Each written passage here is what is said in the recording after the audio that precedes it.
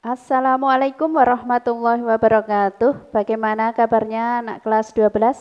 Kali ini bertemu kembali dengan Bu Isti dengan mata pelajaran Sejarah Kebudayaan Islam. Yang akan kita pelajari pada kali ini adalah peran umat Islam pasca kemerdekaan. Adapun kompetensi dasarnya adalah menganalisis peran umat Islam pada masa kemerdekaan, pada masa pasca kemerdekaan.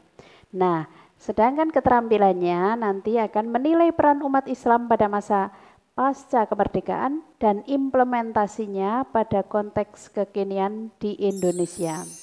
Baiklah, siapa saja tokoh-tokohnya? Umat Islam yang berperan penting saat itu adalah yang pertama Profesor Dr. Haji Abdul Malik Karim Amrullah atau biasa dikenal dengan Hamka. Nah, siapakah beliau ini?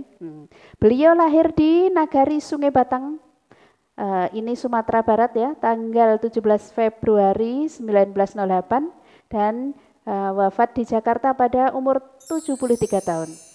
Nah, peranannya bagaimana? Beliau ini adalah ulama dan sastrawan Indonesia. Beliau juga sebagai wartawan, penulis, pengajar, terjun ke politik melalui Masyumi sampai partai tersebut dibubarkan. Kemudian beliau menjadi ketua MUI pertama. Beliau aktif dalam Muhammadiyah hingga akhir hayatnya. Dari Universitas Al-Azhar dan Universitas Nasional Malaysia menganugerahkan gelar doktor kehormatan kepada beliau. Nah, dari Universitas Mustopo, Jakarta, Hamka dikukuhkan sebagai guru besar.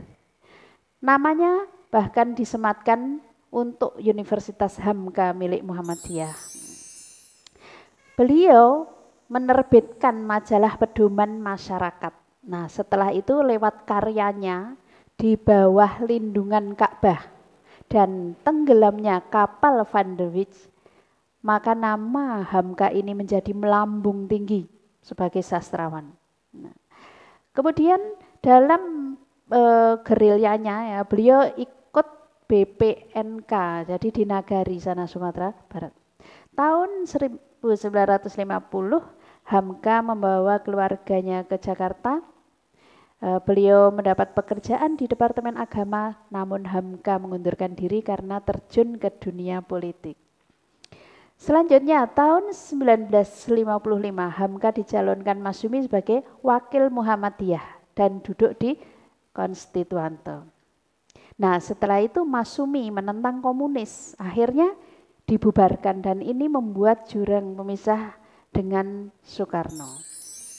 Nah, selanjutnya setelah itu beliau ini menerbitkan majalah Panji Masyarakat, tapi umurnya pendek, dibredel karena ketika itu mengupload ya kalau sekarang kabar bahwa Muhammad Hatta mengundurkan diri dan ini menjadi apa ya, kemerdekaan demokrasi gitu ya. Kemudian Hamka diciduk dari rumahnya, dibawa ke Sukabumi pada tahun 1964. Ia merampungkan, sambil dihukum itu merampungkan tafsir Al-Azhar dalam keadaan sakit. Nah, kemudian beliau baru dibebaskan tahun 1966 pada masa Presiden Soeharto. Setelah itu beliau diberi kesempatan untuk ceramah di RRI dan TVRI. Selanjutnya beliau membangun kegiatan dakwah di Masjid Al-Azhar dan tahun 75 ini pemilihan pertama Ketua Majelis Ulama Indonesia. Beliau sebagai ketuanya. Selanjutnya sejak tahun 2011 ia ditetapkan sebagai pahlawan nasional Indonesia. Ya. Nah, yang kedua ini adalah tokoh yang nyentrik ya. Nah, Kiai Haji Abdurrahman Wahid atau Gus Dur, wafatnya 2009. Siapakah beliau ini? Gus Dur ini lahir di Jombang, Jawa Timur 7 September 1940. Ini sebagai presiden keempat dari tahun 99 sampai 2001. Umurnya pendek. Nah, ayahnya adalah Wahid ayahnya adalah Hasim Wahid, ibunya adalah Solihah. Ini pendiri pesantren Denanyar ya. Kemudian nama kecilnya sebenarnya Abdurrahman Ad-Dahil, tapi terkenalnya hanya Gus Dur ya. Kemudian beliau adalah putra pertama dari 6 bersaudara. Di antaranya saudaranya adalah Lili Wahid, kemudian Solahuddin Wahid. Ya. Ia lahir dalam keluarga sangat terhormat komunitas Muslim Jawa Timur. Sedangkan kakeknya adalah Kiai Haji Hasim As'ari. Kemarin sudah kita pelajari, yaitu pendiri Nahdlatul Ulama. Sementara kakek dari pihak ibu Kiai Haji Bisri Samsuri itu adalah pengajar yang mengejarkan kelas pertama pada perempuan. Nah, tahun 1963 Gus Dur ini belajar Islam di Universitas Al-Azhar Kairo. Selanjutnya tahun 70 ke Baghdad. Selanjutnya ke Leiden ya. Nah, tetapi ternyata dari Universitas Baghdad tadi tidak diakui, kecewa beliau. Kemudian selanjutnya ke Jerman dan Prancis, kembali ke Indonesia tahun 1971. LP3ES adalah lembaga yang beliau masuki. Nah, kemudian tahun 1984 sampai tahun 2000 Gus Dur ini menjadi Ketua Tanfiziyah, pengurus besar Nahdlatul Ulama. Selanjutnya tanggal 20 Oktober 1999 ini adalah waktu yang berharga ya. Ini beliau dipilih sebagai presiden. Saat itu berdampingan dengan Megawati. Nah, selanjutnya apa yang beliau lakukan adalah tentang pemisahan institusi antara TNI dan Polri ya. Dulu pisah, terus kemudian dulu namanya ABRI, kemudian sekarang dipisah jadi TNI dan Polri. Tanggal 30 Desember 2000 ini beliau memberikan nama lain dari Jayapura menjadi Papua. Tahun 2001 ini mencanangkan tahun Imlek. Jadi sejak saat itu Tionghoa itu diakui ya, hari rayanya itu dirayakan di Indonesia. Beliau ini meninggal pada hari Rabu 30 Desember 2009 ya, jam 18.45, dimakamkan di Pondok Pesantren Tebu Ireng Jombang yang sampai sekarang makamnya tidak sepi dari para pentakziah. Selanjutnya tahun 1993 Gus Dur menerima penghargaan ini, Ramon Magsaysay Award. Ini penghargaan yang cukup prestisius untuk kategori Community Leadership Bapak Tionghoa. Nah, oleh beberapa tokoh Tionghoa Semarang. Karena sudah mengangkat minoritas itu untuk menjadi bisa bersama dengan warga Indonesia. Kemudian 10 Maret 2004 ini Simon Wiesenthal ya. Ini dari hak asasi manusia juga memberikan penghargaan. Mabel Faror yang berkantor di Los Angeles ini juga memberikan penghargaan karena keberanian Gus Dur dalam membela minoritas terutama Konghucu. Nah, pemikiran, karakter dan prinsip perjuangan Gus Dur ini terangkum dalam 9 nilai utama, yakni ketauhidan, kemanusiaan, keadilan, keselarasan, pembebasan, kesederhanaan, persaudaraan, kesatriaan dan kearifan lokal. Nah, itulah Gus Dur ya.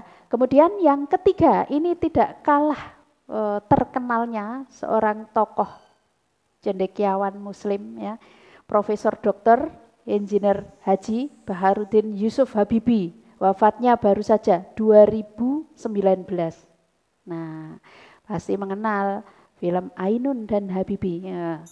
Kemudian biografi dan peranan B.J. Habibie ini Beliau ya lahir di Parepare, Sulawesi Selatan. 25 Juni 1936 dan meninggalnya usia 83 tahun. Nah, beliau ini adalah Presiden Republik Indonesia yang ketiga menggantikan Bapak Presiden Soeharto yang dulu diberhentikan.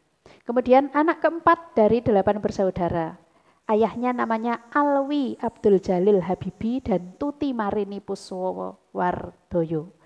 Ini dokter gigi ya. Kemudian kalau ayahnya itu profesinya sebagai ahli pertanian. Selanjutnya pendidikannya B.J. Habibie. Kuliah di ITB kalau sekarang.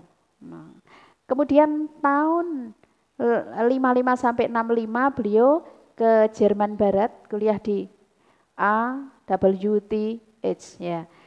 Kemudian beliau juga sebagai Menteri Negara Riset dan Teknologi sejak tahun 1978 sampai Maret 1998. Nah, targetnya sebenarnya beliau punya visi Indonesia. Nah, visi Indonesia yang melakukan riset teknologi dan ingin melompat gitu. Indonesia itu dari negara agraris dapat melompat langsung menjadi negara industri. Bagaimana? Ya, dengan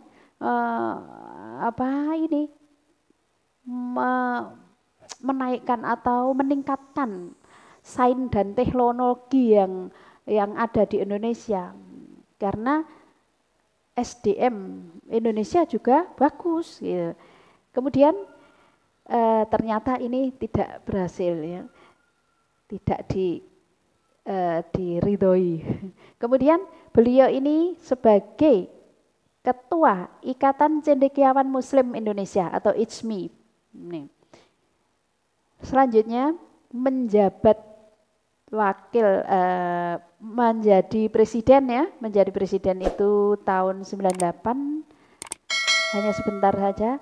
Kemudian 21 Mei, wakil presiden ke-7 selanjutnya menjadi Presiden Republik Indonesia. Nah, ternyata Allah sayang kepada B.J. Habibie. Beliau wafat pada tanggal 11 September 2019 pukul 18.05. Ini karena beliau menderita gagal jantung ya, dan faktor usia. Kita doakan semoga tokoh-tokoh tadi mendapatkan balasan yang setimpal dari Allah ya, husnul khotimah. Mudah-mudahan kita sebagai warga Indonesia bisa melanjutkan perjuangannya, meneruskan visi Indonesia tadi ya.